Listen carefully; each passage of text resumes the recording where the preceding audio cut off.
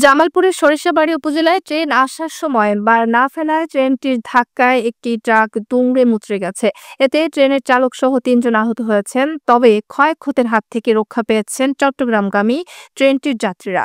আজ বুধবার ভোরে উপজেলার তালুকদার বাড়ি মোড় এলাকায় রেল ক্রসিংয়ে দুর্ঘটনা ঘটে। প্রত্যক্ষদর্শী ও সরিষাবাড়ী রেল স্টেশন সূত্রে জানা যায়, টাঙ্গাইলের ভূঁইয়াপুর রেল স্টেশন থেকে চট্টগ্রামগামী ময়মনসিংহ এক্সপ্রেস নামে যাত্রীবাহী ট্রেনটি আজ ভোর ৫টার দিকে সরিষাবাড়ী উপজেলার তালুকদার বাড়ি মোড় এলাকার রেল ক্রসিং পার হচ্ছিল। এ সময় ট্রেনের ধাক্কায় ট্রাকটি ছিটকে পড়ে দুমড়ে মুচড়ে গেছে। এতে ট্রেনের চালক মোহাম্মদ শামসুল হক সহ ৩ জন আহত হয়েছেন। আহত অপর দুজনের পরিচয় জানা যায়নি। দুর্ঘটনার পর থেকে গেটম্যানকে পাওয়া যাচ্ছে না। ঘটনায় জামালপুর সরিষাবাড়ী রেলপথে সকাল 10:15 পর্যন্ত ট্রেন চলাচল বন্ধ ছিল। দুমড়ে মুচড়ে যাওয়া ট্রাকটি রেললাইন থেকে সরানোর পর আবারও ট্রেন চলাচল স্বাভাবিক হয়। স্থানীয় কয়েকজন জানান, ওই রেল ক্রসিং এর গেটম্যান আছেন, তবে ট্রেন আসার সময় রেলগেটের বার ফেলা হয়নি।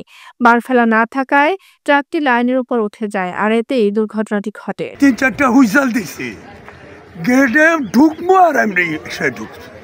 সকালবেলা ডিউটিটা চানমিয়ার ছিল, উনি অবহেলা করছে, হয়তো ঘুমাইছিল অথবা ডিউটি ছিল না, তার এখানে ছিলই নাই ঘরে। তাহলে আজকে অ্যাক্সিডেন্টটা তো হওয়ার কথা না।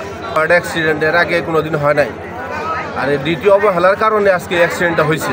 সরিষাবাড়ী রেল স্টেশনের স্টেশন মাস্টার মোহাম্মদ আসাদুজ্জামান বলেন, দুর্ঘটনায় ট্রাকটি দুমড়ে মুচড়ে যায় এবং ট্রেনের ইঞ্জিনের সামনের অংশ ক্ষতিগ্রস্ত হয়। ট্রেনটির ইঞ্জিন একরকম বিকল হয়ে গেছে।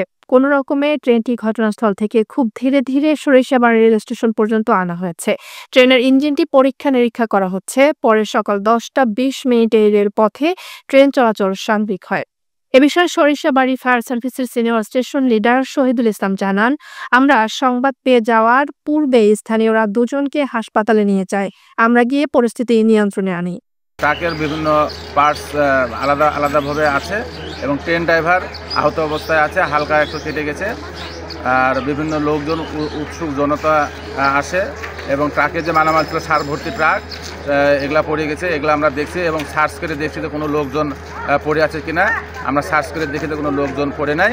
আর আমরা আসার আগে 2 জন আহত ছিল, তাকে মেডিকেলে নিয়ে গেছি।